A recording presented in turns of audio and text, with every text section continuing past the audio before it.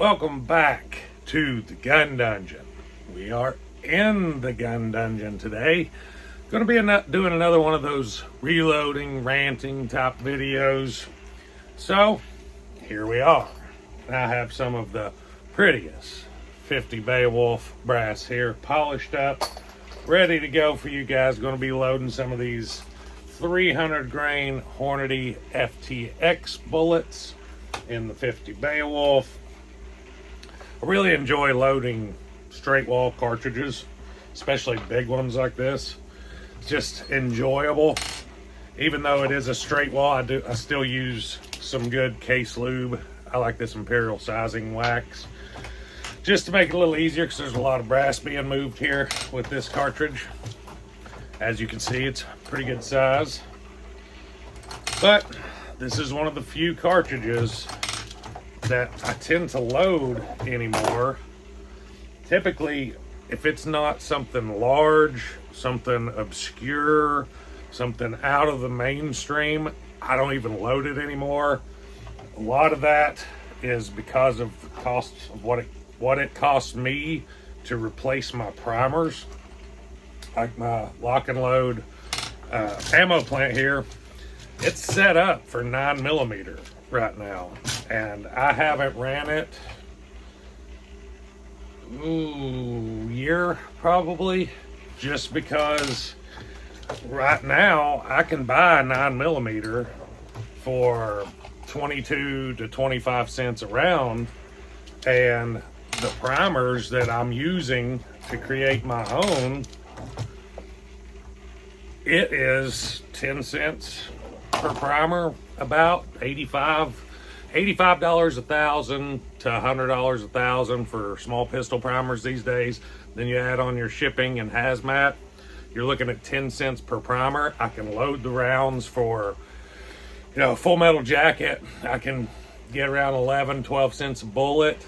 Then you put your powder in. So I'm looking at over 20 cents a round loading it these days with the cost of what it cost me to replace the primers that I'd use.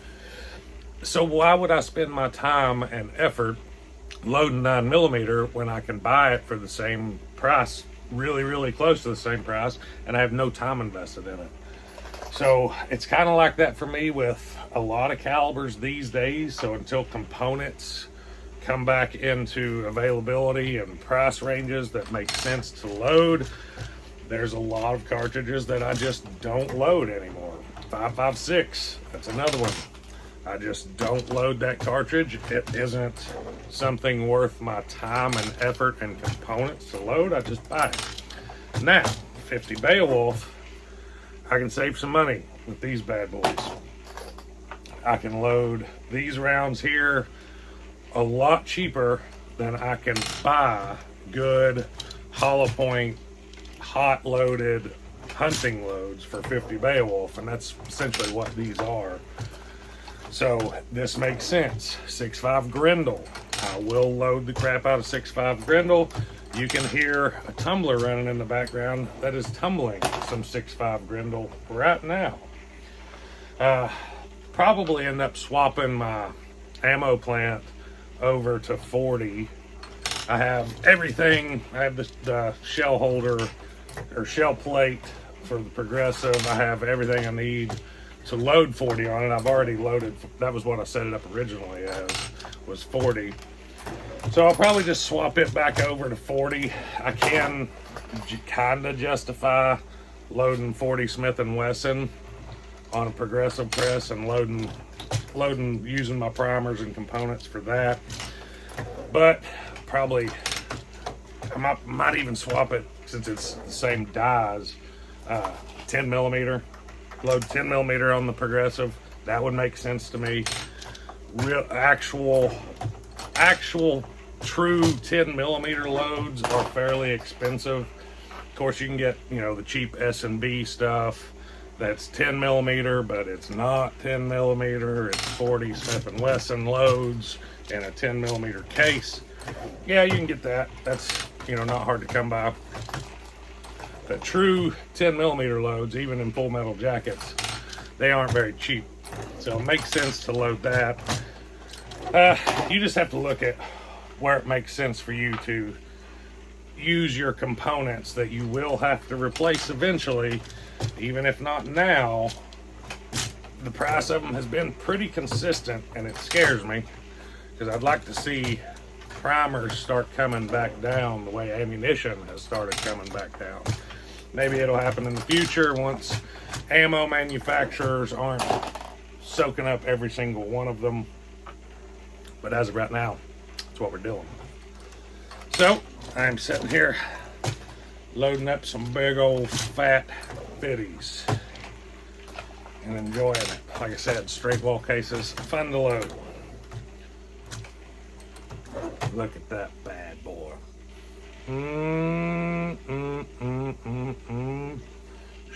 Just something about it.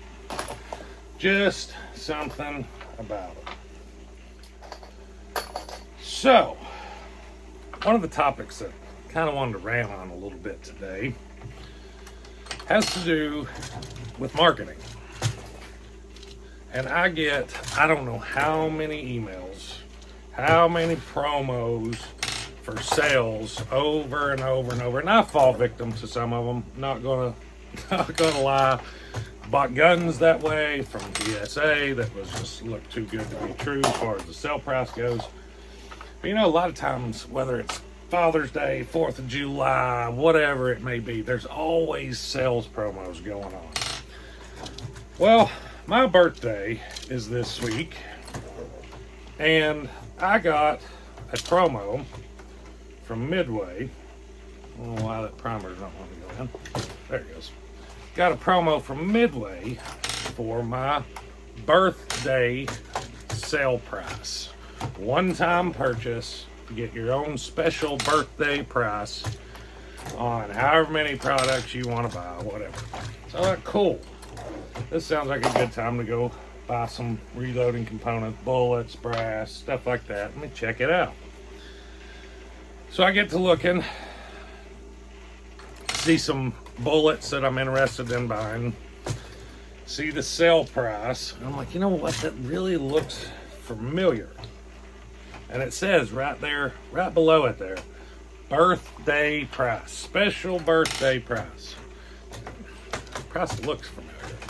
So I'm on my phone when I'm looking at this. So I go to the Safari, what they call private mode or whatever, where basically it logs you out of any websites that you're logged in. So you're just looking at it like a complete stranger. And I go to the Midway website and I pull up the exact same bullets that I was looking at buying. And lo and behold, my special birthday price. I want you to look. Didn't even tighten those up. My special birthday price was the exact same sale price as a complete stranger, not logged in, not on their account with Midway. The exact same price. So it was nothing more than just a gimmick. There was nothing special that I was getting. There was nothing, you know. I mean, not saying that I should get something special for my birthday. Not saying that at all. I'm just saying that was just straight marketing. I didn't get jack all for that special birthday price. And, you know, this isn't me just beating on Midway. They all do that. Midway's one of my favorite websites to buy stuff from a lot of times. But they all do that. Every one of them do that. So if you catch something, you know, that's being marketed to you, probably a good reason that they're marketing it. Like, for instance, this is just a hypothesis of mine. I think CZ is about to come out with a new striker-fired polymer gun. This is not something I'm informed on. This is not breaking news. This is just what I think, because I've seen it several times. The same way as Springfield XDM, they started having a bunch of sales on all the XDM firearms, the Elites, all that, just going for crazy sale prices. And the next thing you know, the Echelon is coming out, and it's the new chassis striker fired Springfield handgun that's probably going to replace all the XDMs. But if you look, Grab a Gun, Palmetto State, bunch of other gun sales websites are selling these P10Cs, P10Fs, the P10Ms for insane prices. I picked up one of the P10Cs, the optic ready one, got a video on it, because of the marketing for one. I fall victim to it, like I said, same as everyone else. But the price was actually pretty low. They're getting rid of them. They're getting rid of them for a reason. Nobody wants to be sitting on a pile of last year's inventory when there's something new coming out from the same company. So I feel like CZ's getting ready to do something. I feel like CZ's allowing these wholesalers and retailers to sell these guns below what they normally would because there's something new coming. Now, I could be completely wrong on that. I could be way off base. But tell me you haven't seen a lot of the same stuff. Stuff starts going on sale. Remember the Beretta Nanos? The Beretta Nanos went on sale. You could get them for like $200. Dirt cheap. Next thing you know, there comes the Apex or something. I don't remember what it was, but there was a replacement for the Nano. Beretta Nano came out right after that. That did not work. Shoved my decapping pen up, so I'll have to fix that in a second. But yeah, the Beretta Nano, that was an example. The XDMs, that was an example. I don't know, I could be wrong. But like I said, marketing, you got to pay attention to it. Sometimes it's just your birthday.